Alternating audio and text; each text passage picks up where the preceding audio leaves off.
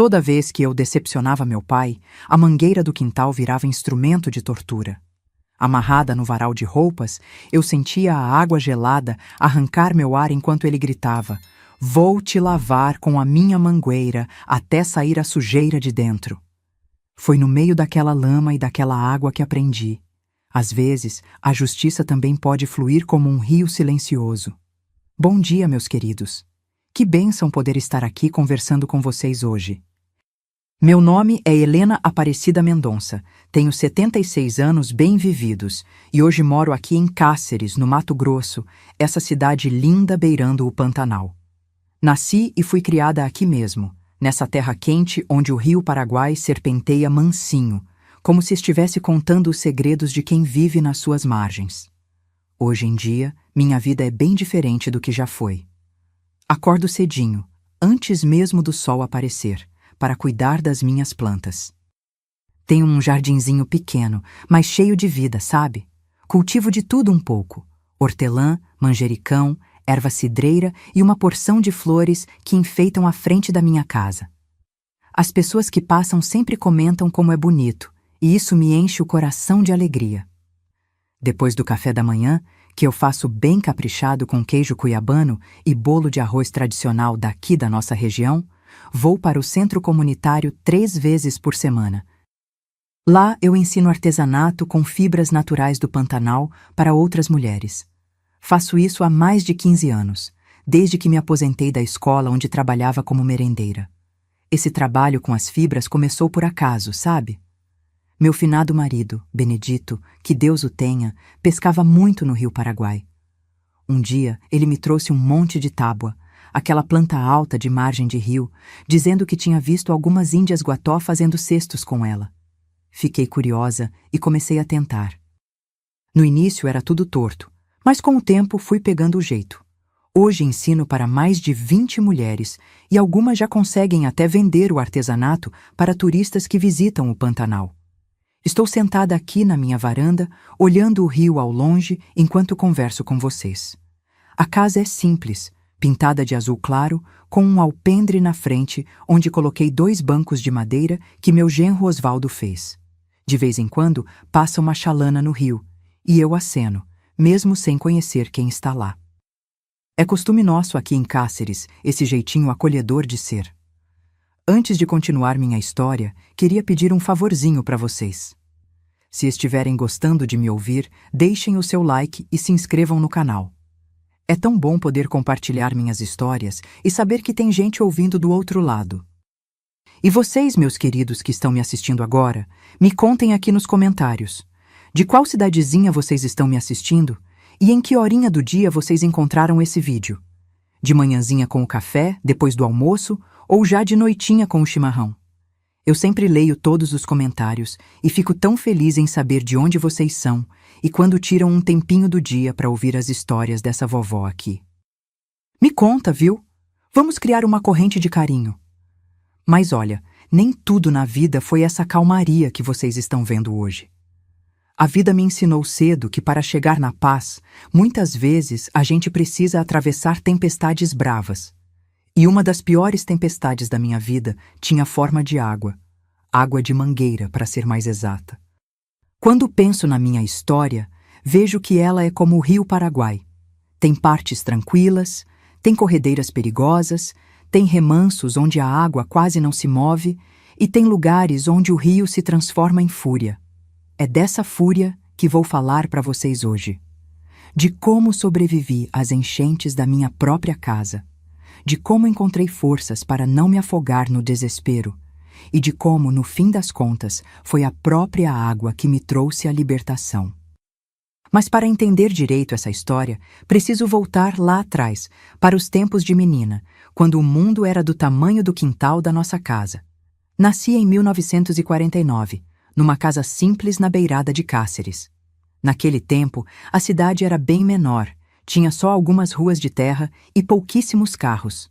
Todo mundo se conhecia pelo nome e as portas ficavam abertas, sem medo. A energia elétrica era luxo de poucos, e lá em casa a gente usava lamparina e vela até eu completar uns 8 anos. Meu pai, Jeremias Mendonça, trabalhava como capataz numa fazenda de gado perto da cidade.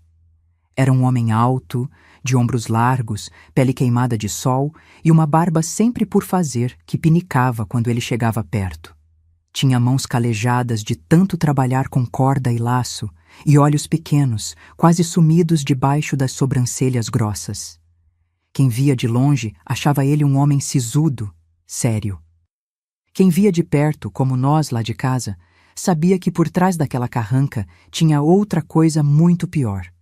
Uma raiva que parecia não ter fim. Minha mãe, a Dalgisa, era o oposto. Pequeninha, magra como um graveto, sempre de cabeça baixa e voz fina, quase um sussurro. Parecia uma sombra dentro de casa, se movendo nas paredes sem fazer barulho. Quando meu pai chegava, ela ficava ainda menor, como se quisesse desaparecer. Os olhos dela eram grandes, verdes como as folhas do pé de manga do quintal, mas sempre assustados, sempre olhando para os cantos, procurando perigo. Eu era filha única. Minha mãe teve 2 outros filhos antes de mim, mas um nasceu morto e o outro morreu com febre antes de completar 1 ano. Talvez por isso ela me protegesse tanto quando meu pai não estava olhando. E talvez por isso mesmo meu pai descontasse em mim toda a frustração de não ter tido um filho homem para seguir seus passos. Nossa casa era pequena, de adobe, com 3 cômodos. A sala que também servia de cozinha, o quarto dos meus pais e um quartinho menor onde eu dormia. O banheiro era uma casinha de madeira no fundo do quintal, ao lado do poço d'água. Tudo muito simples, mas minha mãe mantinha limpo e organizado, mesmo com as paredes descascando e o chão de terra batida. O que mais me marcou da nossa casa não foi o dentro, mas o fora. O quintal era grande, cercado por uma paliteira de bambu. Tinha um pé de manga enorme que dava sombra em quase todo o terreiro, algumas galinhas ciscando, um cachorro vira-lata chamado Tigre, e no canto esquerdo um varal de roupas feito com arame esticado entre 2 postes de madeira.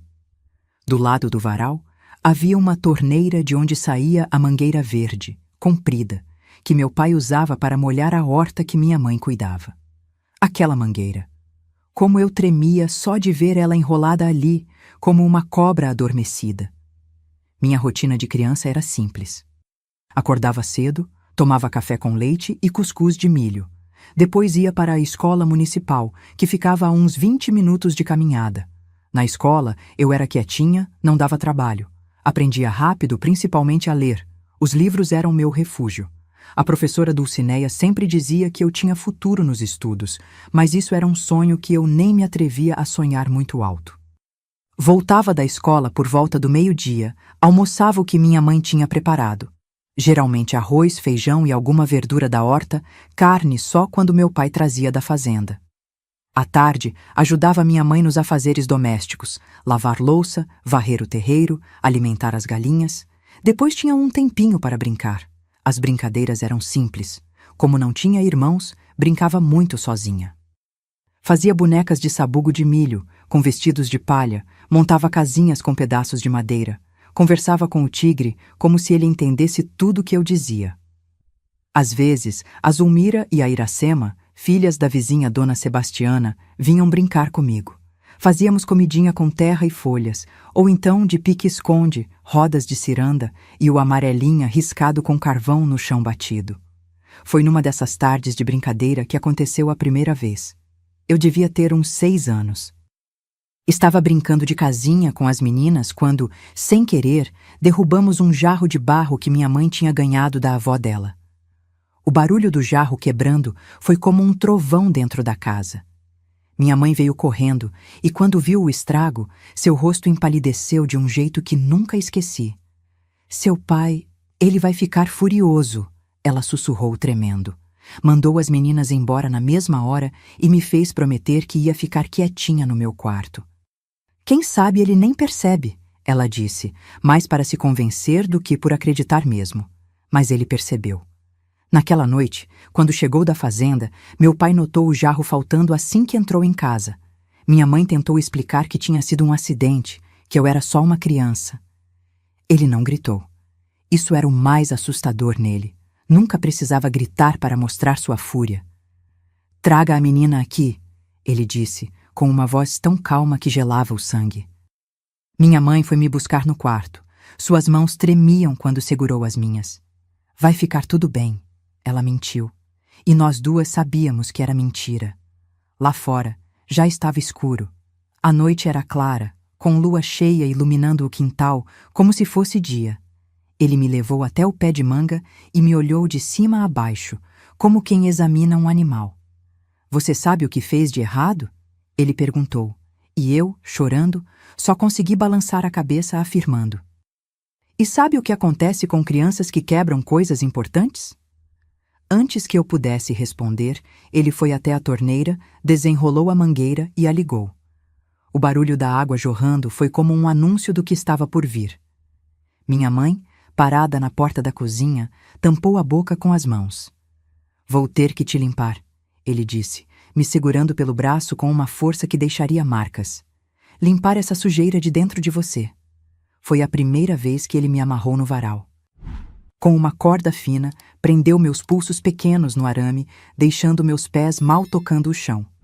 Então apontou a mangueira para mim e abriu a torneira totalmente.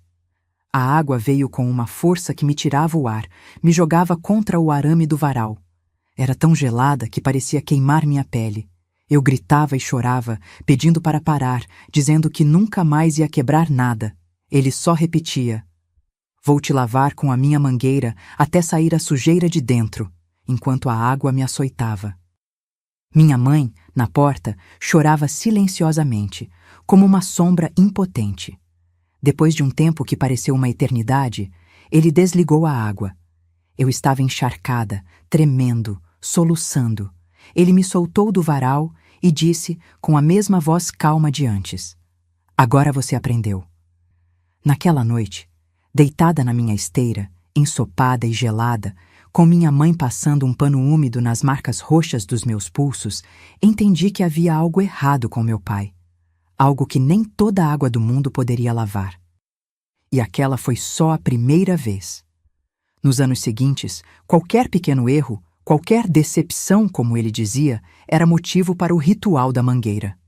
Um dever de casa mal feito, um prato quebrado, uma resposta considerada mal criada, tudo virava desculpa para me arrastar para o quintal.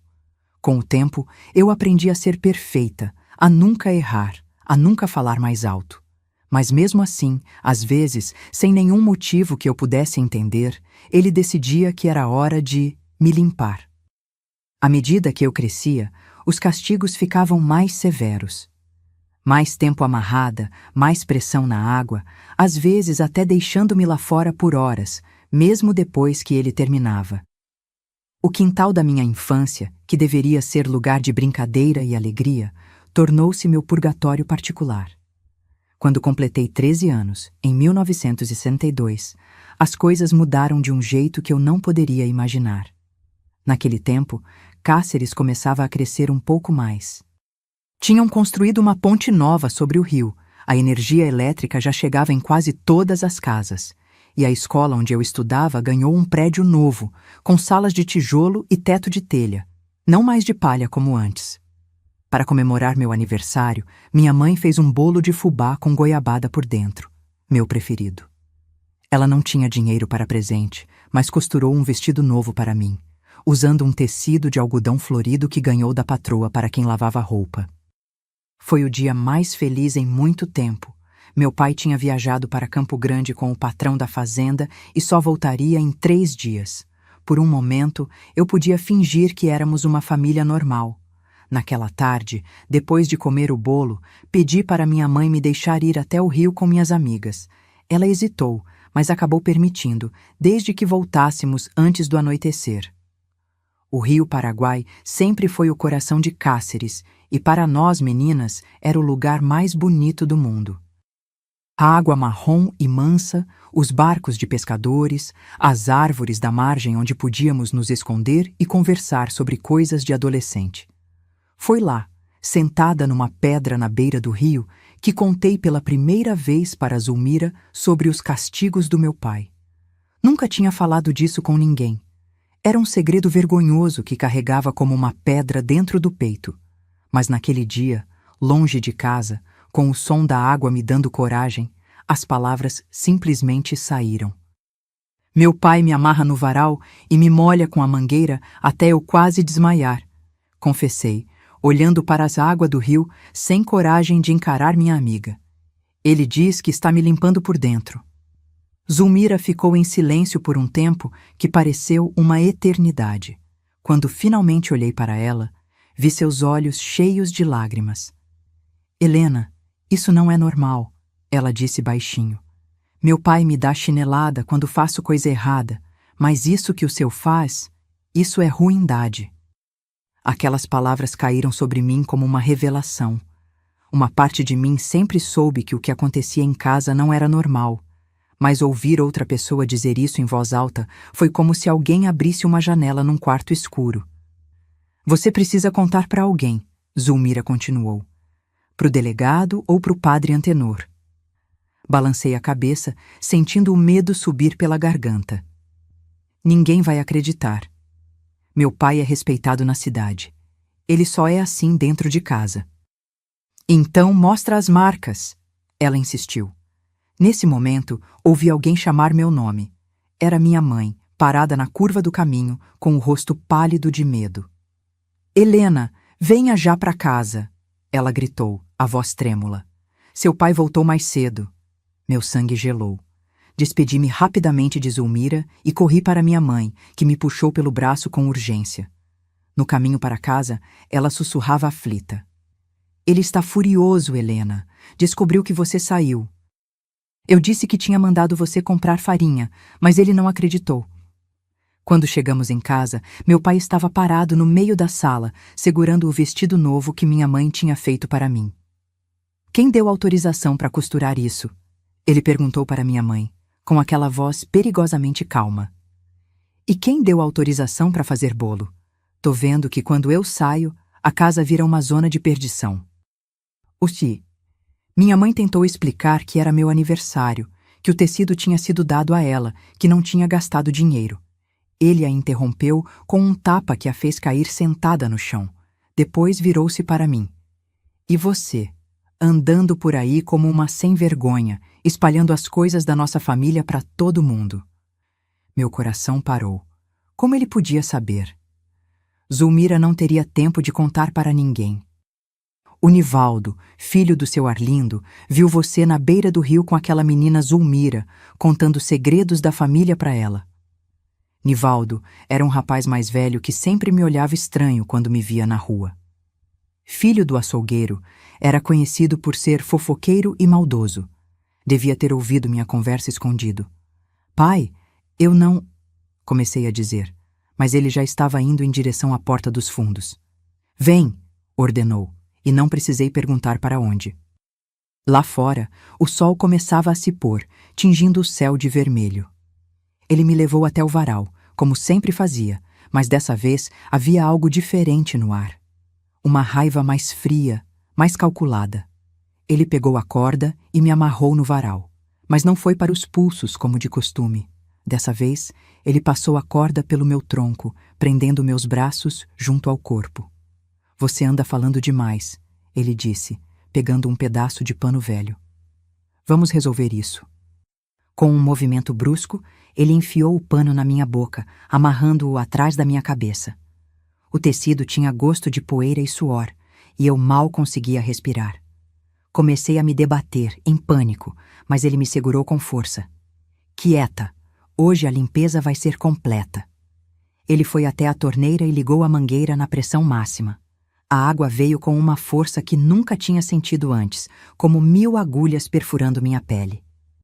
Ele mirava diretamente no meu rosto, a água entrando pelo meu nariz, pelos meus olhos. Eu não conseguia respirar direito com o pano na boca, e cada vez que a água batia no meu rosto, era como se estivesse me afogando. Minha mãe apareceu na porta gritando para ele parar, dizendo que ia me matar daquele jeito. Foi a primeira vez que a vi enfrentar meu pai diretamente. Ele largou a mangueira por um momento. Foi até ela e a empurrou para dentro de casa com tanta força que ouvi o baque do corpo dela contra a parede. Quando voltou para mim, seus olhos tinham um brilho diferente, quase satisfeito. Ele pegou a mangueira de novo e continuou, alternando entre jogar água no meu rosto e no resto do corpo. O céu escureceu completamente e ele acendeu o lampião do quintal para continuar. Agora você vai aprender, ele repetia. Vou te lavar até tirar toda essa sujeira de dentro. Não sei quanto tempo fiquei ali. Em algum momento comecei a desmaiar, indo e voltando da consciência. A última coisa que me lembro é de ouvir meu pai dizer: acho que agora ela aprendeu a lição. Acordei no meu quarto, deitada na esteira, com minha mãe passando um pano molhado na minha testa. Estava com febre alta, tremendo de frio mesmo debaixo de 2 cobertores.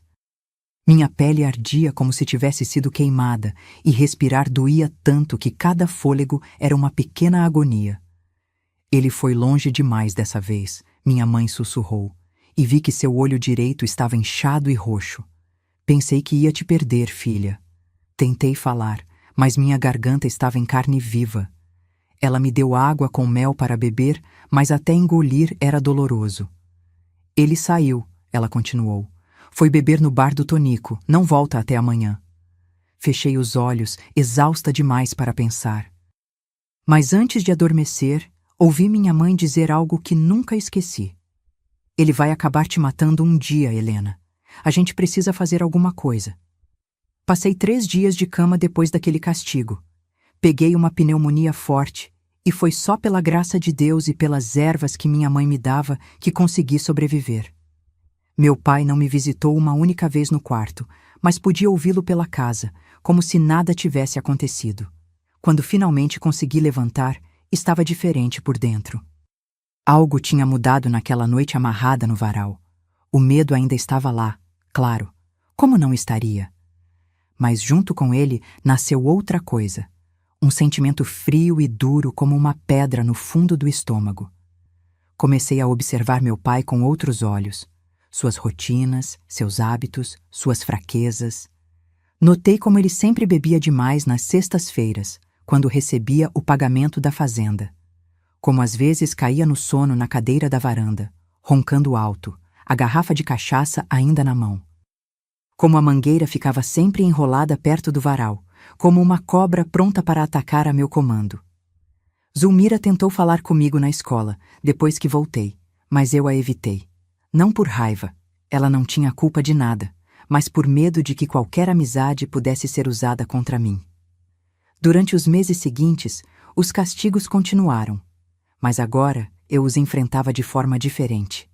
Não chorava mais, não implorava. Olhava nos olhos dele enquanto a água me açoitava, e isso o deixava desconcertado. Você está ficando atrevida, ele dizia, aumentando a força da água. Mas aquela pedra fria dentro de mim só crescia, se tornando mais pesada e afiada. Foi nesse período que comecei a reparar numa coisa importante. A bebida de meu pai estava aumentando. Não era mais só nas sextas-feiras. Agora ele bebia quase todos os dias. Chegava cambaleando, o hálito azedo de cachaça barata. E quanto mais bebia, mais violento e imprevisível ficava. Numa noite especialmente fria de julho, quando eu já tinha quase 14 anos, ele chegou em casa mais bêbado que o normal. Tinha perdido no jogo de cartas, e alguém tinha zombado dele na frente dos outros homens. Sua honra ferida precisava de reparação, e eu seria o bode expiatório, como sempre. Arrastou-me para o quintal, onde o sereno da noite já deixava a grama molhada. Hoje vou te deixar tão limpa por dentro que você nunca mais vai me envergonhar, ele murmurou, sua voz arrastada pela bebida. O ritual começou como sempre, mas dessa vez ele fez algo diferente. Depois de me amarrar no varal e me molhar até eu mal conseguir ficar em pé, ele simplesmente deixou a mangueira ligada no chão, a água formando uma poça de lama aos meus pés, e voltou para dentro de casa. Fiquei ali, encharcada, tremendo de frio, enquanto ouvia ele discutir com minha mãe lá dentro. Os gritos dele, o choro dela, o som de coisas quebrando. Depois, silêncio. Um silêncio pesado, interrompido apenas pelo barulho contínuo da água saindo da mangueira. As horas passaram. A lua subiu no céu iluminando o quintal com uma luz prateada e fria. Meus dedos ficaram dormentes, meus lábios roxos. O frio entrava nos ossos, e eu sentia como se nunca mais fosse me aquecer. Em algum momento, ouvi a porta da frente bater. Meu pai saindo de novo, provavelmente para buscar mais bebida. Minha mãe apareceu alguns minutos depois, o rosto marcado por lágrimas e um novo hematoma. Ela me soltou com mãos trêmulas. Ele foi longe demais, ela repetiu, me abraçando enquanto me levava para dentro. Um dia, ele vai te matar com essa mangueira, Helena. Ou a mim. Foi naquela noite gelada, enquanto lutava para sobreviver, que algo dentro de mim finalmente se quebrou. O medo congelou e virou um ódio calculista, cristalino como o gelo. Deitada na minha esteira, tremendo sob os cobertores, fiz uma promessa silenciosa para mim mesma. Aquela seria a última vez que ele me deixaria amarrada no frio. A última vez que a mangueira seria usada contra mim. Não sabia ainda como, nem quando. Mas naquela noite, eu decidi que a água que ele tanto usava para me limpar, um dia, iria encontrar outro caminho. Os meses que se seguiram foram os mais sombrios da minha vida. O inverno de 1963 foi particularmente rigoroso em Cáceres, com ventos gelados, descendo do Pantanal e noites que faziam tremer até os ossos. Mas o frio que eu sentia por dentro era muito pior que qualquer geada. Na escola, me afastei de todos. Parei de responder às perguntas dos professores, mesmo sabendo as respostas. Evitava qualquer contato com Zulmira ou outras amigas. A vergonha e o medo me transformaram numa sombra, deslizando pelos corredores sem ser notada. A professora Dulcineia até me chamou depois da aula uma vez, preocupada com minha mudança. Helena, o que está acontecendo? Você era uma das melhores alunas e agora mal abre a boca. Ela perguntou, seus olhos gentis buscando os meus. Baixei a cabeça e murmurei que estava tudo bem, só cansada por ajudar mais em casa. Ela não acreditou, claro, mas também não insistiu muito. Naquela época, problemas familiares ficavam dentro de casa, como segredos bem guardados. Em casa, as coisas pioraram ainda mais. O alcoolismo do meu pai crescia como uma erva daninha, tomando conta de tudo. Ele começou a faltar ao trabalho na fazenda, e logo o patrão, seu Terêncio, veio até nossa casa para conversar. Ouvi parte da conversa, escondida atrás da porta do meu quarto. Jeremias, você era meu melhor homem. O que está acontecendo? Os outros peões estão comentando, e isso não é bom nem para você, nem para a fazenda, disse seu Terêncio, a voz grave e autoritária. Meu pai murmurou desculpas, inventou uma história sobre problemas de saúde, prometeu melhorar, mas não melhorou. 2 semanas depois, chegou em casa no meio da tarde, cambaleando, com uma carta amassada na mão. Me mandaram embora, ele disse, jogando a carta na mesa. Depois de 15 anos lidando com o gado daquele desgraçado. Minha mãe empalideceu, sabendo o que aquilo significava para nós. O salário da fazenda era nossa única renda fixa. Ela lavava roupa para algumas famílias da cidade, mas o dinheiro mal dava para comprar sabão e velas. Vamos dar um jeito, ela tentou acalmá-lo, a voz pequena e assustada. Posso pegar mais roupas para lavar, e Helena já está grande, pode ajudar também. Ele virou-se para ela com um olhar que conhecíamos bem demais. Então a culpa é minha? Está dizendo que eu não consigo sustentar a família? O que se seguiu foi uma das piores surras que minha mãe já tomou. Eu corri para ajudá-la e acabei levando alguns golpes também.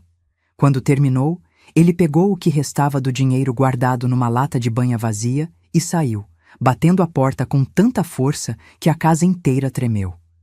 Naquela noite, ajudei minha mãe a limpar os ferimentos. Sentadas na beira da cama, à luz fraca do lampião, ela segurou minhas mãos entre as suas, olhando diretamente nos meus olhos. Helena, precisamos sair daqui, ela sussurrou, com uma urgência que nunca tinha visto antes. Ele vai acabar matando uma de nós, ou as duas. Para onde iríamos, mãe? Perguntei, sentindo um fio de esperança pela primeira vez em muito tempo. Tenho uma prima em Cuiabá. Talvez ela possa nos receber até arranjarmos um canto. Começamos a planejar nossa fuga em segredo. Minha mãe guardava algumas moedas que conseguia esconder do dinheiro das lavagens. Eu comecei a juntar pequenas coisas que poderíamos levar. Uma muda de roupa, um pente, uma fita de cabelo que ganhei da professora Dulcineia no Natal. Tudo escondido num saco de estopa debaixo da minha esteira. Mas o destino tinha outros planos. Uma semana depois, minha mãe acordou com uma tosse horrível, trazendo sangue junto com o catarro. A pneumonia que eu tinha pegado meses antes agora a atacava, com força redobrada por anos de trabalho pesado e má alimentação. Em 3 dias, ela estava de cama, ardendo em febre. Implorei ao meu pai para chamar o médico, Dr. Olímpio, que atendia no pequeno posto de saúde da cidade. Ele se recusou. Médico custa dinheiro. Dá chá de alho com limão para ela que passa, disse antes de sair para o bar, agora seu lugar permanente. Corri até a casa de Dona Sebastiana, nossa vizinha e mãe de Zulmira. Ela veio imediatamente, trazendo ervas e rezas. Passou a noite conosco, aplicando compressas na testa da minha mãe, fazendo chás de ervas que conhecia do cerrado. Isso não é coisa que se cura só com erva, menina. Ela me disse de madrugada, enquanto trocava o pano molhado na testa da minha mãe. Sua mãe precisa de remédio de farmácia, de médico. No dia seguinte, desesperada, fui até o posto de saúde e implorei ao Dr. Olímpio que viesse ver minha mãe. Expliquei que não tínhamos dinheiro, mas que pagaríamos assim que pudéssemos. Algo na minha urgência deve tê-lo comovido, porque ele pegou sua maleta e me seguiu até em casa. Dr. Olímpio examinou minha mãe com cuidado, ouvindo o peito dela com o estetoscópio, medindo a temperatura, olhando sua garganta. Seu rosto ficava mais sério a cada minuto. Pneumonia grave, ele diagnosticou, tirando os óculos e limpando-os na camisa. Ela precisa de antibióticos fortes e, se possível, internação no hospital de Cuiabá. Não temos dinheiro para isso, doutor, confessei, as lágrimas finalmente rompendo a barreira que tinha construído. Ele suspirou, olhando ao redor da casa simples, notando os sinais de pobreza e talvez os de violência também. Abriu sua maleta e tirou alguns vidros de comprimidos. Vou deixar estes remédios. São amostras que ganhei. Dê a ela conforme está escrito neste papel, a cada 4 horas, sem falhar. Ele hesitou, então acrescentou: E onde está seu pai, menina? No bar, respondi simplesmente. Ele assentiu, como se confirmasse algo que já suspeitava. Se ela piorar, venha me buscar imediatamente, não importa a hora. Nos dias seguintes, dividi meu tempo entre cuidar da minha mãe e da casa. Não ia mais parar na escola. Não podia deixá-la sozinha. O remédio parecia estar fazendo efeito, mas lentamente. A febre baixou um pouco, mas a tosse persistia, rasgando seu peito frágil a cada espasmo. Meu pai aparecia em casa apenas para dormir, sempre embriagado. Ele nem perguntava pela saúde dela. Uma noite entrou cambaleando e exigiu comida. Expliquei que não tínhamos quase nada, apenas um pouco de arroz que Dona Sebastiana tinha trazido. Inúteis, as duas, ele rosnou, revirando os armários em busca de comida que não existia. Aproximou-se da cama onde minha mãe dormia inquieta, sacudindo-a rudemente. Levanta daí, mulher. Deixa de preguiça e vai fazer comida. Coloquei-me entre eles. Ela está doente, pai. Deixa ela descansar. O tapa veio rápido e forte, me jogando contra a parede. Quem você pensa que é para me dar ordens? Minha mãe tentou se levantar, mas estava fraca demais. Ele a puxou pelo braço, forçando-a a ficar de pé. Ela cambaleou e caiu de joelhos, tossindo violentamente, manchas de sangue aparecendo no chão de terra batida. Olha só para isso, ele disse com desprezo. Nem para mulher, nem para doente você serve mais. Saiu batendo a porta, provavelmente de volta ao bar. Ajudei minha mãe a voltar para a cama, limpando o sangue do seu queixo com um pano úmido. Seus olhos, antes vivos e verdes como as folhas da mangueira, agora estavam opacos e distantes. Helena, ela sussurrou, sua voz quase inaudível. Me promete uma coisa. Qualquer coisa, mãe, respondi, segurando sua mão quente de febre entre as minhas. Promete que vai sair daqui, que vai fugir desse homem assim que puder. Assente, engolindo o nó na garganta. Prometo, mãe. Nós duas vamos sair daqui. Ela balançou a cabeça levemente. Não, filha. Eu não vou mais a lugar nenhum. Não fala assim, implorei, as lágrimas escorrendo pelo rosto. A senhora vai melhorar. O doutor disse que o remédio vai fazer efeito. Um sorriso fraco apareceu em seus lábios ressecados. Sabe o que eu mais queria? Ver você longe daqui, fazendo uma vida bonita. Casada com um homem bom, tendo filhos que nunca vão sentir medo dentro de casa. Ela tossiu novamente, um espasmo que sacudiu seu corpo inteiro. Quando conseguiu se acalmar, continuou. Promete que vai ser feliz, Helena, que vai encontrar um jeito de ser feliz. Prometo, mãe, disse entre soluços. Mas a senhora vai estar comigo para ver. Ela sorriu de novo e fechou os olhos. Agora deixa eu descansar um pouquinho. Adormeceu, a respiração difícil, mas regular. Fiquei ali, velando seu sono, segurando sua mão. Em algum momento, também adormeci, exausta pelo peso dos últimos dias. Acordei sobressaltada com o barulho da porta. Já era madrugada e meu pai voltava do bar, cheirando a cachaça e suor. Ele nem olhou para nós, desabando na própria cama, roncando quase imediatamente. Voltei minha atenção para minha mãe e percebi que algo estava errado. Sua mão, que ainda segurava a minha, estava estranhamente fria. Seu peito não se movia mais com o esforço da respiração. Mãe? Chamei baixinho, sacudindo-a de leve. Mãe, acorda. Mas ela não ia mais acordar. Em algum momento durante aquela noite, enquanto eu dormia segurando sua mão, minha mãe tinha partido, levando consigo o último fio de bondade e amor da minha vida. O grito que saiu da minha garganta acordou não só meu pai, mas provavelmente toda a vizinhança. Era um som primitivo, de dor pura, que não parecia humano. Agarrei-me ao corpo dela, ainda quente, balançando para frente e para trás, negando o que meus olhos viam. Meu pai levantou-se, atordoado, e veio até nós. Por um instante, vi algo em seus olhos, choque, talvez até um lampejo de tristeza. Mas logo deu lugar à irritação. Para com essa gritaria, ele ordenou, puxando-me pelos cabelos para longe do corpo da minha mãe. Não tem nada que se possa fazer agora.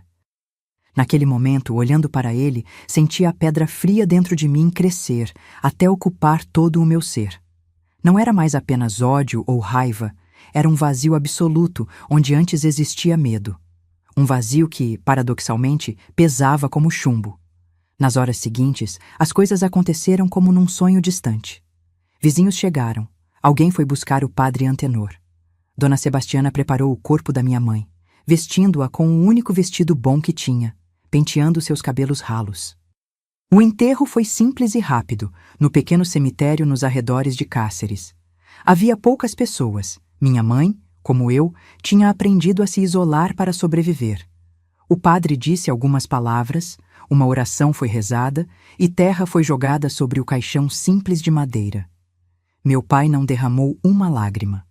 Ficou parado ao meu lado, sóbrio pela primeira vez em semanas, olhando para o buraco onde desciam o corpo da mulher que tinha sido sua esposa por quase 20 anos. Quando voltamos para casa, o silêncio era ensurdecedor. A presença da minha mãe, mesmo quando quieta e temerosa, sempre tinha preenchido aquele espaço com algo que eu só agora reconhecia como amor.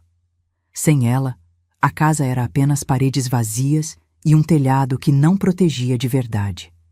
Naquela noite, depois que meu pai saiu novamente para o bar, como era de se esperar, sentei-me na beira da minha esteira e olhei para o saco de estopa escondido embaixo dela. As poucas coisas que tínhamos juntado para nossa fuga, uma fuga que agora seria só minha. Poderia pegar aquele saco e sair pela porta dos fundos, caminhar até a estrada e tentar conseguir uma carona para Cuiabá, procurar a prima da minha mãe, começar uma nova vida longe dali. Mas algo me deteve. A promessa que fiz à minha mãe não era apenas de fugir, era de ser feliz. E eu sabia, com uma certeza fria e absoluta, que nunca seria feliz enquanto carregasse o peso do que meu pai tinha feito. A ele, a mim, a nossa família. Olhei pela janela, para o quintal escuro onde o varal se destacava contra o céu noturno. A mangueira estava lá, enrolada como sempre, parecendo me chamar. Não seria naquela noite, nem na seguinte. Mas um dia, muito em breve, eu cumpriria a promessa feita à minha mãe. E o instrumento da minha libertação seria o mesmo que tinha sido usado para me torturar por tantos anos. Depois do enterro da minha mãe, algo mudou na nossa casa. Não apenas a ausência dela, esse vazio que doía como uma ferida aberta, mas também o comportamento do meu pai. O luto, se é que podemos chamar assim, manifestou-se nele como uma raiva ainda mais intensa, mais focada em mim. Você é igualzinha a ela, ele dizia, me olhando com desprezo enquanto eu preparava a comida ou lavava as roupas. Fraca, chorona, inútil. As idas ao bar se tornaram ainda mais frequentes. Sem emprego fixo, ele fazia bicos ocasionais na cidade. Descarregava caminhões, consertava cercas, domava cavalos para fazendeiros menores. O dinheiro, quando vinha, durava pouco nas suas mãos, sempre encontrando caminho para o balcão do bar do Tonico. Eu também comecei a trabalhar, assumindo o lugar da minha mãe como lavadeira. As mesmas famílias para quem ela lavava agora me entregavam seus lençóis e camisas, com olhares de pena mal disfarçada. O dinheiro era pouco, mas eu guardava cada centavo que conseguia esconder do meu pai, sonhando com o dia em que poderia sair dali. Voltei para a escola, mais por necessidade de escapar de casa algumas horas por dia do que por interesse nos estudos. Mesmo assim, ainda me saía bem nas matérias. A professora Dulcineia chegou a me chamar depois da aula um dia, falando sobre a possibilidade de eu continuar os estudos em Cuiabá, onde havia uma escola normal para a formação de professoras. Você tem talento, Helena, ela disse, seus olhos brilhando com uma esperança que eu não conseguia mais sentir. Poderia ser professora um dia, ter sua própria vida. Agradeci e prometi pensar no assunto, mas sabia que era um sonho impossível. Meu pai nunca permitiria, e eu não tinha dinheiro suficiente para essa fuga. Os rituais com a mangueira continuaram, mas com uma diferença perturbadora. Agora não eram mais limpezas, eram simplesmente punições, sem qualquer pretexto de correção. Ele me arrastava para o quintal por qualquer motivo, uma resposta que considerava malcriada, um jantar que não estava ao seu gosto, ou simplesmente porque tinha bebido demais e precisava descarregar sua fúria em alguém. Sua mãe morreu por sua causa. Ele me acusou durante uma dessas sessões, a mangueira apontada diretamente para meu rosto. Se você não fosse tão rebelde, ela não teria ficado doente tentando te defender. Aquelas palavras me atingiram mais fundo que a água gelada, penetrando como veneno no meu coração. Uma parte de mim, a menina assustada que ainda existia ali dentro, quase acreditou nele. Mas a outra parte, aquela que crescia a cada dia como uma pedra de gelo no meu peito, sabia a verdade. A verdadeira culpa era dele, por cada hematoma, cada lágrima, cada noite de terror. Foi em setembro de 1963, 3 meses após a morte da minha mãe, que aconteceu o ponto de ruptura. Era uma sexta-feira, e meu pai tinha recebido pelo trabalho de uma semana numa fazenda perto da cidade. Como sempre, foi direto para o bar do Tonico. Eu estava no quintal, estendendo roupas que tinha lavado, quando ouvi gritos vindos da rua. Era Zulmira, correndo em minha direção, o rosto pálido de medo. Helena! Ela chamou, parando ofegante no portão. Seu pai está no bar contando coisas horríveis sobre você. Meu sangue gelou. Que tipo de coisas? Ela hesitou, constrangida, olhando para os lados, como se certificando que ninguém mais poderia ouvir. Ele está bêbado, falando que você não presta, que é uma faz nada igual sua mãe, que vai ter que te ensinar a ser mulher direito. O significado daquelas palavras pairou entre nós, pesado e nauseante. Zulmira continuou, ainda mais nervosa. Minha mãe mandou eu vir te avisar. Ela disse que você não pode ficar aqui hoje. Pode dormir lá em casa, escondida no quartinho dos fundos. Agradeci pelo aviso, mas recusei a oferta. Se eu não estiver aqui, ele vai descontar na sua família quando descobrir. É melhor eu ficar. Zulmira protestou, quase chorando, mas eu estava decidida. Ela finalmente foi embora, depois de me fazer prometer que gritaria por socorro se as coisas piorassem. Passei as horas seguintes num estado de vigília tensa, cada ruído da rua me fazendo sobressaltar. Preparei a janta. Arroz simples e um pouco de feijão. E deixei no fogão a lenha. Depois, entrei no meu quarto e peguei a única coisa que poderia servir como arma. Uma tesoura enferrujada que usava para cortar retalhos. Escondida debaixo da minha esteira, a tesoura parecia pesada e estranha na minha mão. Nunca tinha pensado em ferir alguém antes, nem mesmo ele, apesar de tudo. Mas naquela noite, o aviso de Zulmira havia plantado um terror diferente, mais profundo que o habitual. A noite avançou, e ele não voltava. Por volta das 10 horas, comecei a pensar que talvez tivesse desmaiado no bar, como acontecia às vezes. Ou que tinha ido para a casa de alguma mulher da vida. Também não seria a primeira vez. Quase meia-noite, quando já me preparava para dormir, ouvi os passos arrastados na varanda. A porta se abriu com violência, batendo na parede.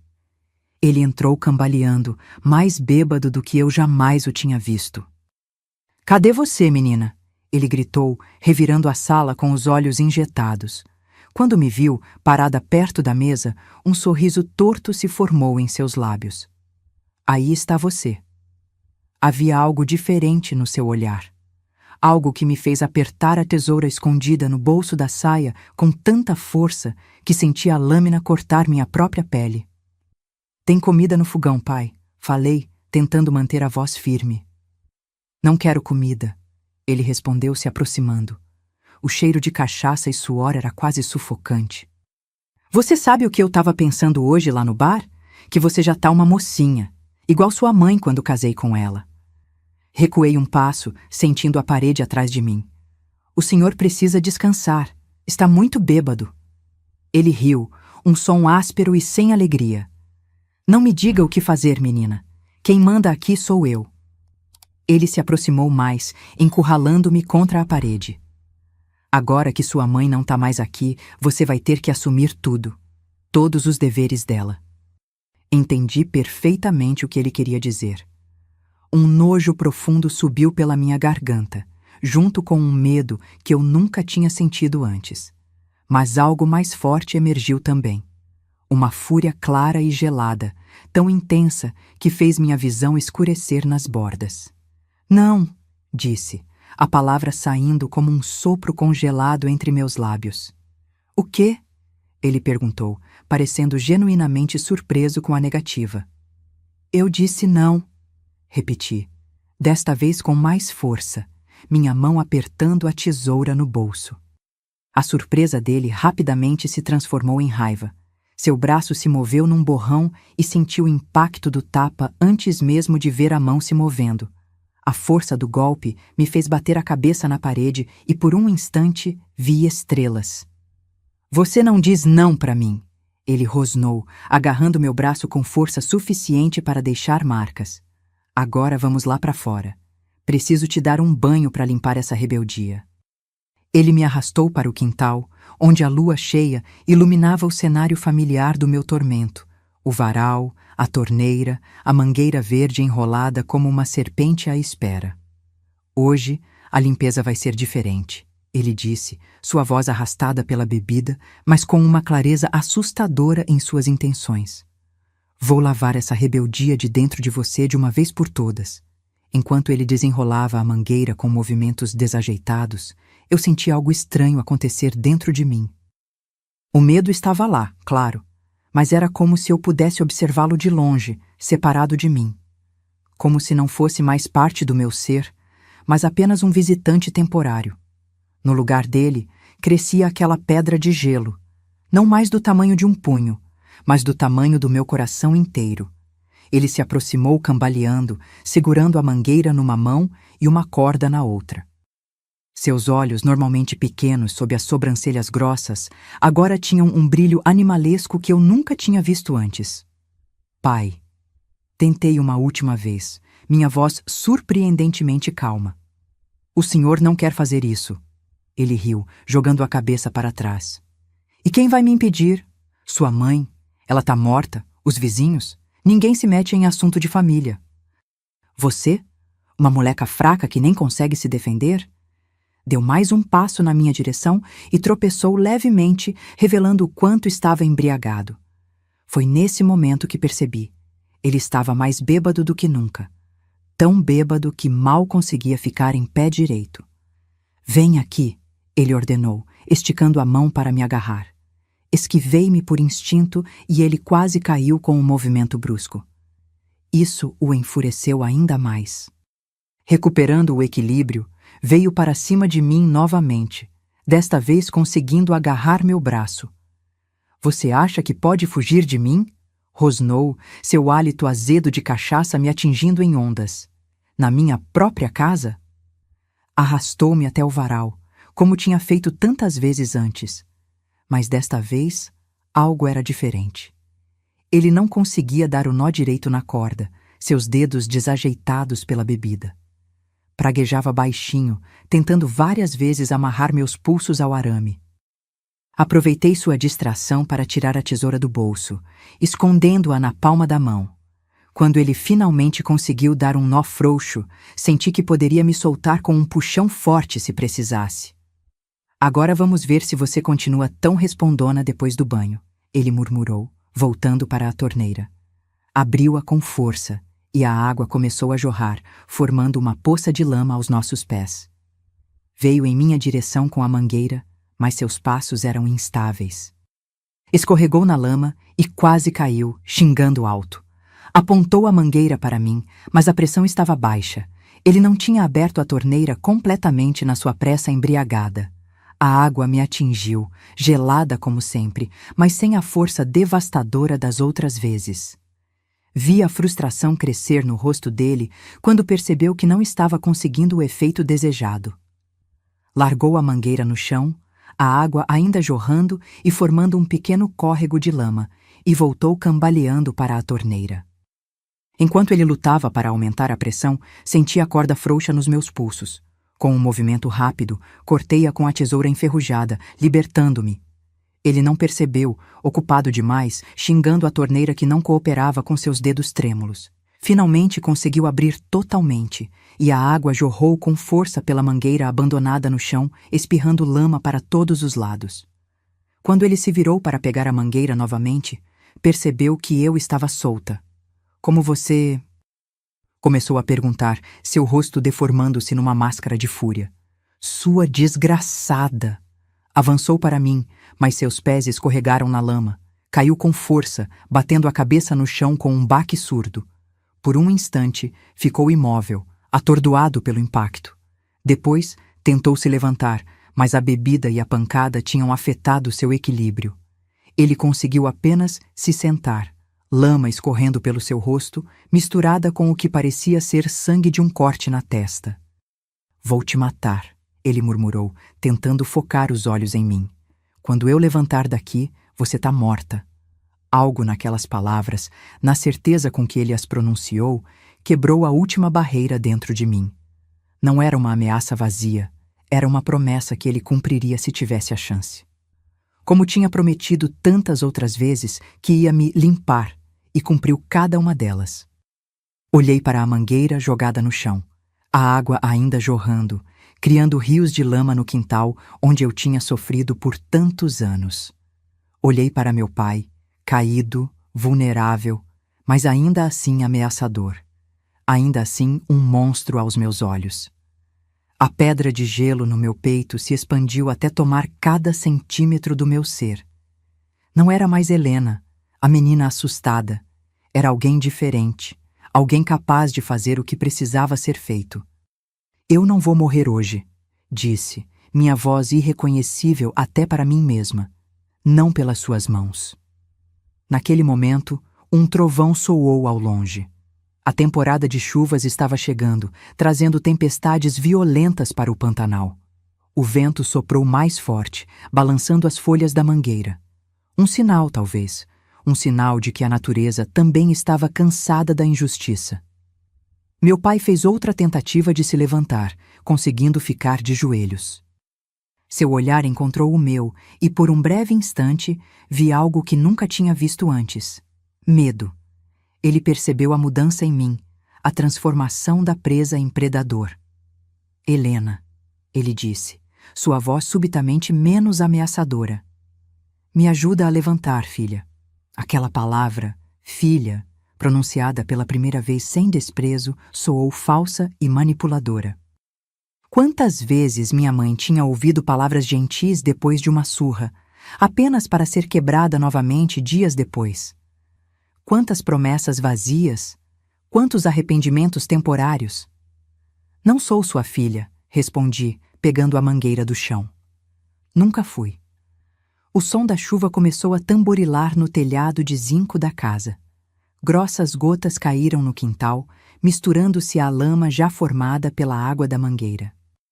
O céu desabava, como se estivesse chorando todas as lágrimas que eu não conseguia mais derramar. Meu pai finalmente compreendeu que algo fundamental tinha mudado. Viu o reconhecimento em seus olhos, seguido pelo pânico. Tentou se levantar novamente, mas a lama, agora ainda mais escorregadia com a chuva, não permitiu. Helena, para com essa bobagem, ele ordenou, mas sua voz traía seu medo. Desliga essa mangueira e me ajuda a entrar. Olhei para a mangueira na minha mão, a água jorrando com força, lavando a lama das minhas próprias pernas. Tantos anos sendo punida com aquela mesma água, tantas noites tremendo de frio e humilhação. O Senhor sempre quis me limpar. Falei, minha voz quase inaudível sob o barulho da chuva que aumentava. Mas a sujeira nunca esteve em mim. Ele percebeu minha intenção um segundo antes de eu agir. Seus olhos se arregalaram e ele tentou gritar, mas a chuva engoliu o som. Dei as costas e entrei na casa, fechando a porta atrás de mim. Pela janela da cozinha, o vi fazendo novas tentativas de se levantar, sempre escorregando na lama que ficava mais profunda a cada minuto. A mangueira continuava jorrando, a água se misturando à chuva torrencial, transformando o quintal num pequeno lago de lama. Sentei-me à mesa, na mesma cadeira onde minha mãe costurava à noite, e esperei.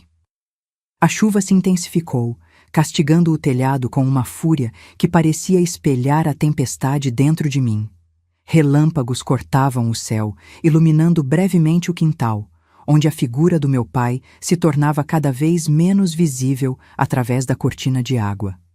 Em algum momento da madrugada, adormeci, exausta física e emocionalmente. Quando acordei, a chuva tinha passado, deixando apenas um céu cinzento e um silêncio opressivo.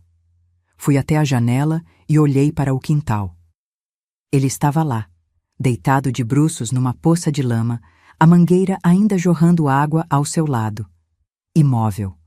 O quintal parecia um campo de batalha depois da guerra.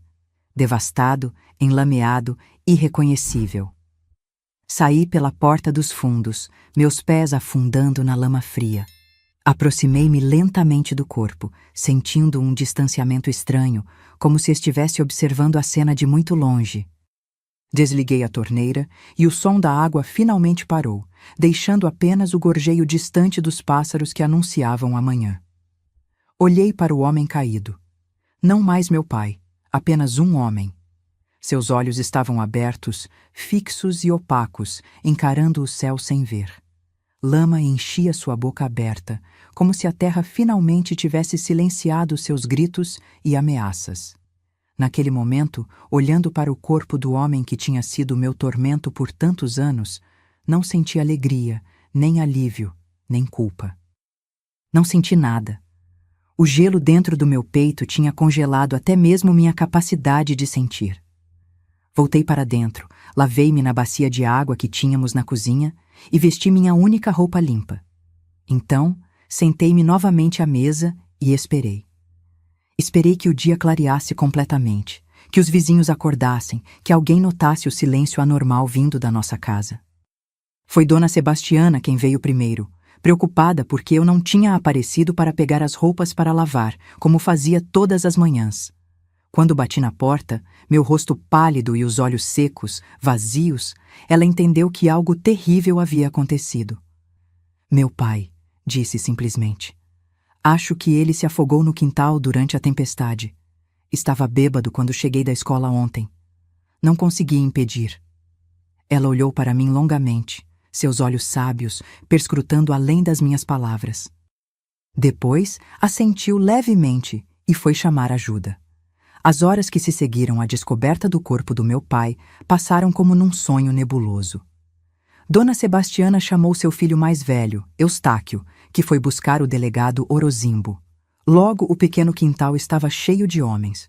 O delegado, alguns policiais, vizinhos curiosos e até o padre Antenor, que tinha vindo dar a extrema unção.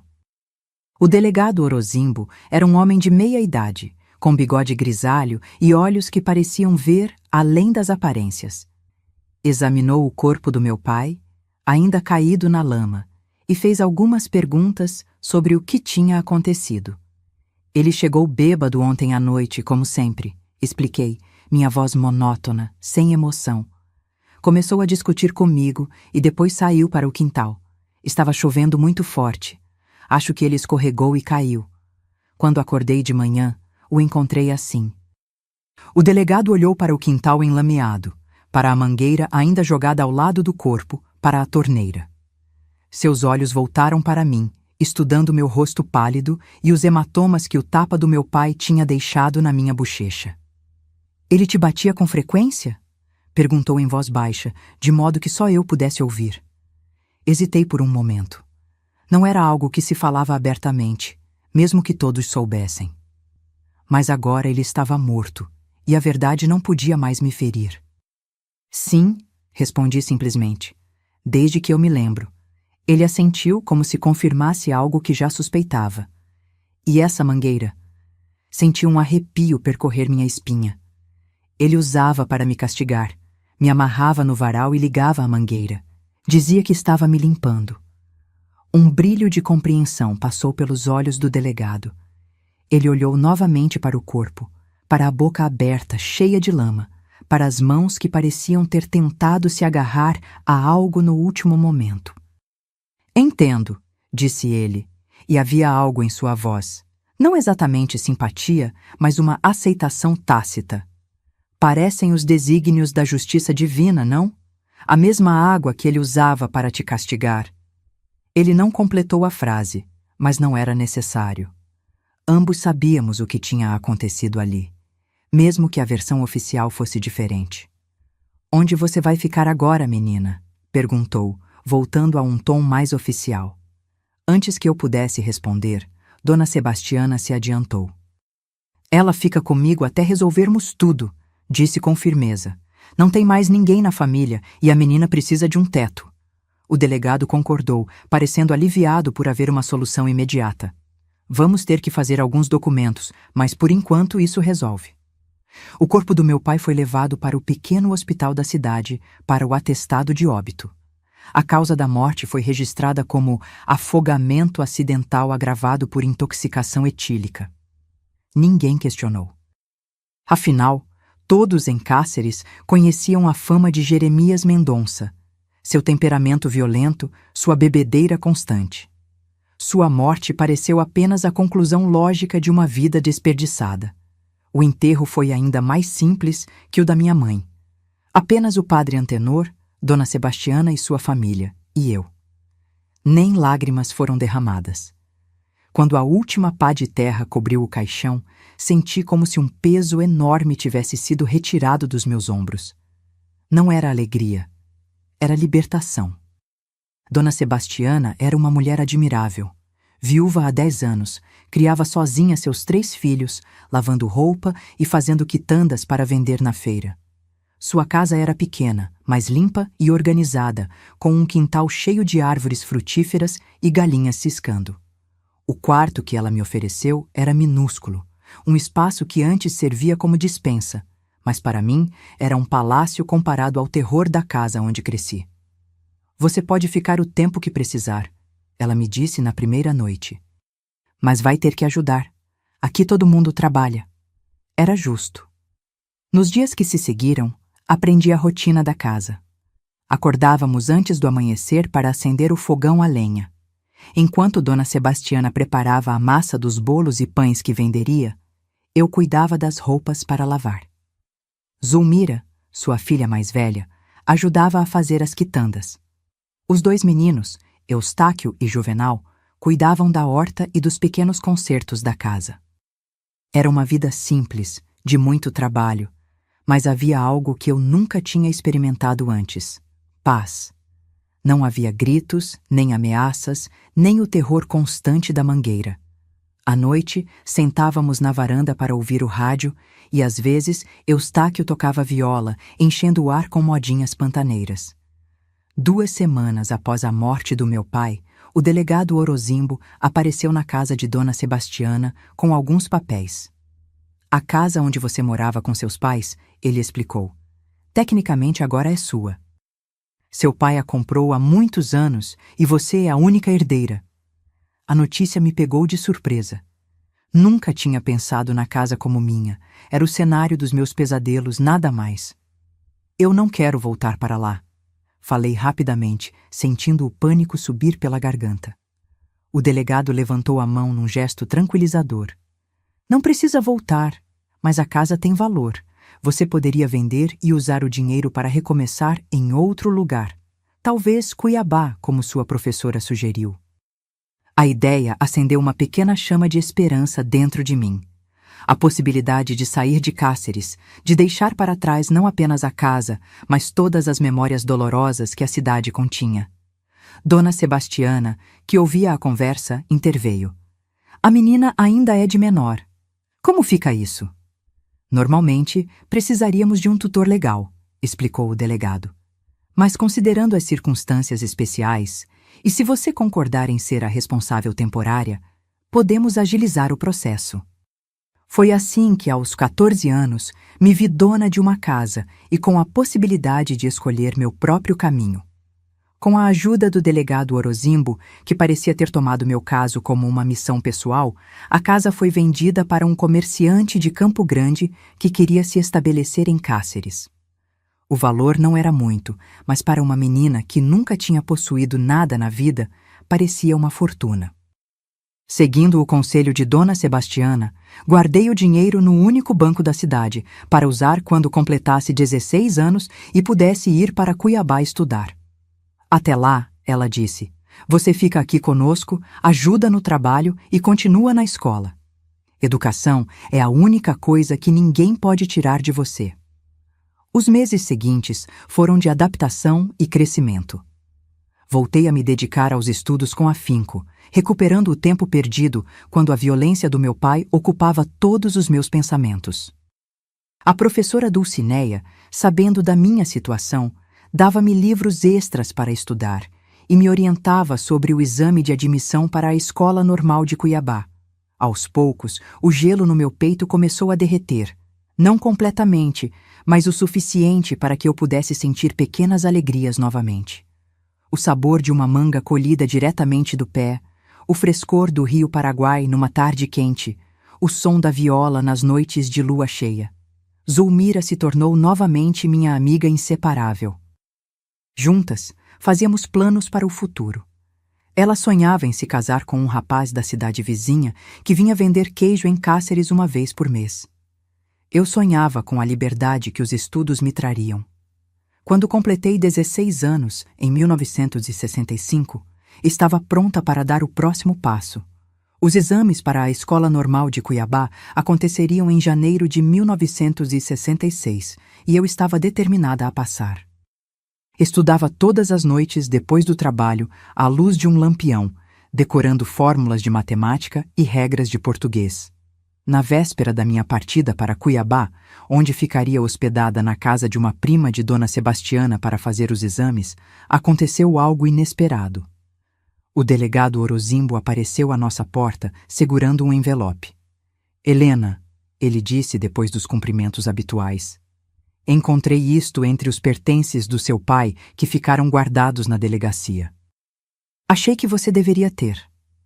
Era uma fotografia antiga, amarelada pelo tempo. Mostrava uma mulher jovem, de cabelos longos e olhos verdes, sorrindo timidamente para a câmera. Nos braços, segurava um bebê enrolado numa manta clara.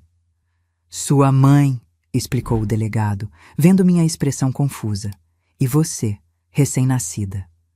Meu coração disparou. Nunca tinha visto uma fotografia da minha mãe jovem, feliz, antes que a vida ao lado do meu pai a transformasse numa sombra assustada. Seus olhos verdes brilhavam, cheios de esperança e amor, enquanto olhava para o bebê nos braços. "Achei que você deveria ter uma lembrança boa para levar com você", disse o delegado, sua voz mais suave do que o habitual. "Para lembrar que nem tudo foi escuridão." Agradeci, sem conseguir conter as lágrimas que finalmente vieram, as primeiras desde a morte da minha mãe. Não eram lágrimas apenas de tristeza, mas de algo mais complexo, saudade do que poderia ter sido, gratidão pelo que ainda seria. Na manhã seguinte, subi na jardineira que fazia a linha Cáceres-Cuiabá, levando uma pequena mala com minhas poucas roupas, os livros de estudo e a fotografia da minha mãe cuidadosamente embrulhada num lenço. Dona Sebastiana, Zulmira, Eustáquio e Juvenal estavam todos lá para se despedir, junto com a professora Dulcineia e, para minha surpresa, o delegado Orozimbo. "Vá e seja feliz, menina", disse Dona Sebastiana, me abraçando forte. "Mas não esqueça de voltar para nos visitar. A casa dela sempre estará aberta para você", acrescentou Zulmira, também me abraçando. "E quando eu me casar, a minha também." O delegado Orozimbo apenas apertou minha mão, seu olhar me dizendo tudo o que precisava ser dito. Uma compreensão mútua, um segredo compartilhado, um desejo de paz. Quando a jardineira começou a se mover, olhei pela janela para aquelas pessoas que tinham me ajudado a reconstruir minha vida. E mais além, para a pequena cidade de Cáceres, com o rio Paraguai serpenteando ao fundo. O lugar onde tinha perdido tudo e onde, paradoxalmente, tinha encontrado a força para recomeçar. A estrada para Cuiabá cortava o Pantanal, com suas paisagens deslumbrantes de campos alagados e aves coloridas. Era início da estação chuvosa e tudo estava verde e vibrante. Sentada no banco duro da jardineira, com a fotografia da minha mãe no bolso do vestido, senti pela primeira vez, em anos, que a água poderia significar vida, e não apenas terror. À medida que a distância entre mim e Cáceres aumentava, sentia o peso do passado ficando mais leve. Não desaparecia completamente, nunca desapareceria, mas tornava-se algo que eu podia carregar sem ser esmagada por ele. Tinha apenas 16 anos, mas já tinha vivido várias vidas. A menina assustada amarrada no varal, a adolescente que assistiu à morte da mãe, a jovem que encontrou força para sobreviver. E agora, uma nova Helena estava nascendo. Uma que olhava para o futuro com esperança cautelosa, mas genuína. O motorista da jardineira anunciou que estávamos cruzando o rio Cuiabá, o que significava que logo chegaríamos à capital. Olhei para a água que corria sob a ponte, brilhando sob o sol da manhã, e fiz uma promessa silenciosa para mim mesma. A água que um dia foi usada para me ferir, agora seria apenas fonte de vida. E a mangueira do quintal, aquela serpente verde dos meus pesadelos, ficaria para sempre enterrada no passado, junto com o homem que a empunhou. E assim, a vida seguiu seu curso, como as águas do rio Paraguai que nunca param de fluir. Passei nos exames da Escola Normal de Cuiabá e vivi lá por 4 anos, formando-me professora em 1970. Foram anos de muito estudo e descobertas, de amizades novas e de cicatrizes antigas que lentamente se transformavam em marcas menos dolorosas. Depois de formada, recebi um convite para dar aulas numa escola rural perto de Poconé, na região do Pantanal. Aceitei de imediato, querendo conhecer novos lugares, novas pessoas. Foi lá que conheci Benedito, meu finado marido, que Deus o tenha. Benedito era diferente de qualquer homem que eu tinha conhecido. Pescador, filho de uma família tradicional pantaneira, tinha olhos calmos como as águas mansas do Pantanal e mãos fortes, mas gentis. Nos primeiros tempos, eu ainda me assustava quando ele levantava a mão para pegar algo numa prateleira alta, ou quando sua voz ficava mais alta ao contar uma história animada. Os fantasmas do passado ainda me visitavam, mas Benedito tinha paciência. Um dia você vai confiar em mim completamente, ele dizia, sem nunca me pressionar por explicações que eu ainda não estava pronta para dar. E ele estava certo. Aos poucos, como uma flor que desabrocha lentamente após o inverno, meu coração se abriu novamente. Nos casamos em 1973, numa cerimônia simples na igrejinha de Poconé. Dona Sebastiana e Zulmira vieram de Cáceres para a celebração, trazendo consigo a bênção daquela família que me acolheu quando eu mais precisava. Construímos nossa vida juntos, entre salas de aula e águas pantaneiras. Nosso primeiro filho, Gabriel, nasceu em 1975. Quando o coloquei nos braços pela primeira vez, entendi completamente o olhar da minha mãe naquela fotografia antiga, aquele amor imenso, aquela promessa silenciosa de proteção. Jurei que meu filho nunca conheceria o tipo de medo que habitou minha infância. Depois veio nossa filha Cecília, em 1978, completando nossa família com sua alegria barulhenta. Por 20 anos, vivemos em Poconé. Eu lecionava, Benedito pescava e também guiava turistas pelo Pantanal, mostrando as belezas naturais da região. Construímos uma vida simples, mas plena. A água, que um dia foi instrumento de terror, tornou-se parte central da nossa existência. Nas chuvas que enchiam o Pantanal, nos rios onde Benedito pescava, nos banhos refrescantes nas tardes quentes de verão. Quando meus pais envelheceram, Benedito sugeriu algo que me surpreendeu: voltar para Cáceres. Seus fantasmas estão lá, ele disse com sua sabedoria simples. Talvez seja a hora de fazer as pazes com eles. Resisti à ideia inicialmente. Cáceres ainda evocava memórias dolorosas, mas ele estava certo, como sempre. Em 1995, quando nossos filhos já eram adultos, Gabriel estudando medicina em Cuiabá e Cecília cursando biologia em Campo Grande, voltamos para a cidade onde nasci. Não foi fácil no começo. Cada esquina parecia guardar uma lembrança. A praça central onde eu caminhava segurando a mão tremida da minha mãe. O rio Paraguai, testemunha silenciosa de tantas lágrimas. E mesmo sabendo que a antiga casa já não existia mais, no lugar tinha sido construído um pequeno mercado, eu sentia sua presença, como um fantasma teimoso. Mas Cáceres também tinha mudado. A cidade estava maior, mais movimentada. Encontrei antigos conhecidos: Zulmira, agora uma senhora casada com 5 filhos. A professora Dulcineia, aposentada, mas ainda envolvida com projetos educacionais. Até o delegado Orozimbo, muito velho e quase cego, mas com a mesma perspicácia no olhar. Ao longo dos anos, essa cidade que foi cenário dos meus piores pesadelos, lentamente se transformou no lar que escolhi para minha velhice. Benedito e eu compramos esta casinha azul perto do rio, com varanda ampla e um pequeno jardim que se tornou meu refúgio. Benedito partiu em 2018, de forma tranquila durante o sono. Foram 45 anos de um casamento que me ensinou o significado do amor verdadeiro, aquele que constrói, que respeita, que não deixa marcas além da saudade quando termina. Não houve um único dia em que ele levantou a voz ou a mão contra mim ou nossos filhos. Nenhum único dia. Hoje, aos 76 anos, tenho o privilégio de ser avó de 5 netos maravilhosos. Os 3 filhos de Gabriel, Luísa, Mariana e Teodoro, e os 2 de Cecília, Antônio e Clara. Eles vêm me visitar nas férias, enchendo esta casa de risos e bagunça. São crianças que crescem sem medo, que brincam livremente, que sabem que são amadas incondicionalmente. Minha rotina é tranquila, como contei no início da nossa conversa.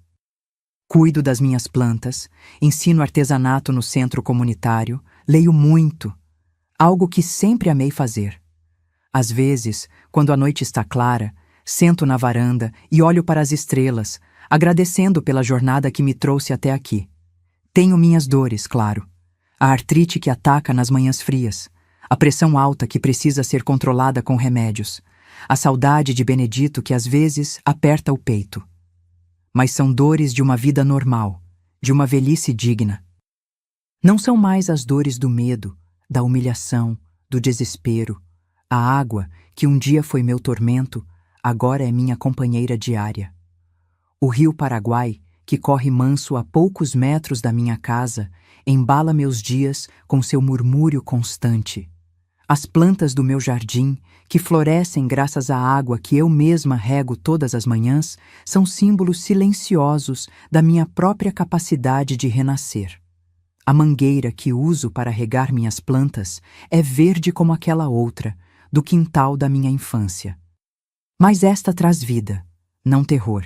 Com ela, alimento as flores que depois colho para enfeitar a mesa onde recebo meus netos. É uma forma de reescrever a história, de transformar símbolos de dor em instrumentos de beleza.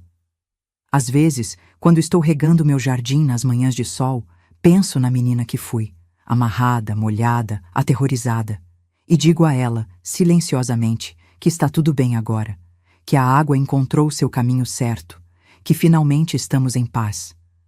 Meus queridos que chegaram até aqui comigo, obrigada por ouvirem com tanto carinho essa história difícil de contar. Se você está vivendo numa situação de abuso, saiba, o que acontece não é sua culpa. Nunca foi. A sujeira nunca esteve em mim, nem está em você. A água que um dia me feria hoje alimenta minhas plantas. As mãos que tremiam criam beleza com as fibras do Pantanal. Os olhos que só viam terror contemplam o rio com paz. Essa transformação foi uma jornada longa, com muitos tropeços e lágrimas. Como o rio Paraguai, que às vezes transborda violentamente, mas sempre volta ao seu curso trazendo fertilidade, nossas dores também podem nutrir um solo onde algo belo nasce. Aquela menina amarrada no varal nunca imaginaria que seria uma senhora cercada de netos, vivendo em paz com suas memórias. Se pudesse falar com ela, diria: aguente firme.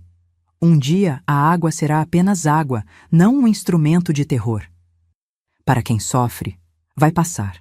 Busque ajuda, como encontrei em Dona Sebastiana, na professora Dulcineia, no delegado Orozimbo. Existem pessoas boas prontas para estender a mão quando não temos força para nadar contra a correnteza. Para quem já atravessou suas águas turbulentas, sua história é valiosa. Compartilhe-a. Alguém pode precisar ouvir exatamente o que você tem a dizer. Aos 76 anos, vejo que cada gota de sofrimento virou sabedoria. Cada cicatriz conta uma história de sobrevivência. Cada manhã regando minhas plantas é uma vitória sobre o passado. Antes de me despedir, meu pedido especial. Se essa história tocou seu coração, se inscreva no canal e ative o sininho. É importante saber que essas memórias encontram corações onde podem florescer. Cada inscrição é uma semente no meu jardim de esperança. A esperança de que outras pessoas transformem sua dor em algo bonito. E deixe nos comentários apenas uma palavra: água. Assim saberei que você me acompanhou até o fim. Faça isso agora, não espere nem mais um minuto. Quem sabe quantas vidas podem mudar quando compartilhamos nossas histórias de superação.